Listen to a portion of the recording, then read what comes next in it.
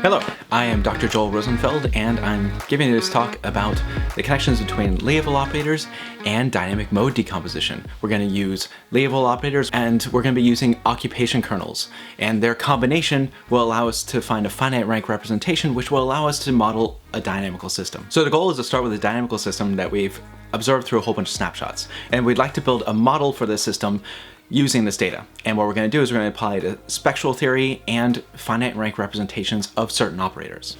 A Liouville operator is an operator where we take an observable or a function in a Hilbert space, G, and we take its gradient and we multiply by our nonlinear dynamics. But we have to make sure that this observable is actually in the domain of this operator. And when you have this domain, we get a closed operator, which means we have a well-defined adjoint. Turns out if we take a look at the function that represents integration after composition with a trajectory from our dynamical system through the inner product in the Hilbert space, and we'll call this function the occupation kernel corresponding to our trajectory, it turns out that this occupation kernel is in the domain of the adjoint of this Liouville operator. Moreover, the adjoint of this Liouville operator gives us the difference of two kernel functions centered at the various endpoints of that particular trajectory. So we're going to take the collection of the occupation kernels corresponding to our trajectory, and we'll call this set alpha.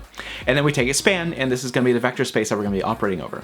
Then what we do is we take this finite rank representation, and we take its transpose, and then we use this as a substitute for the original Liouville operator. So what we're going to do is we're going to take an eigen decomposition. We're going to get some eigenfunctions out of this matrix. So eigenfunctions for the Liouville operator are going to satisfy this very particular property. So if you take this eigenfunction and you compose with a trajectory from your dynamical system, and then you take this time derivative, this is just the Liouville operator applied to our eigenfunction evaluated at the trajectory.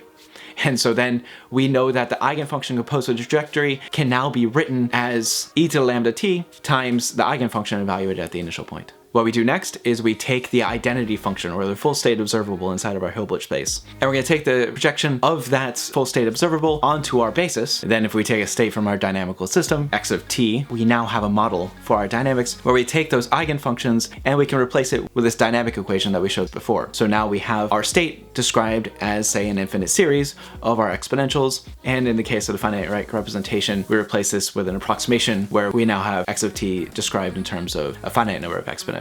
What I described really just sounds like a whole bunch of one-dimensional stuff. You just do the same process for each dimension, and then you stack them together, and then it turns out that the weights are now vector valued, and these are what we call Liouville modes. And so that's how you do dynamic mode decomposition with occupation kernels and Liouville operators. So thanks for watching, and I'll see you next time.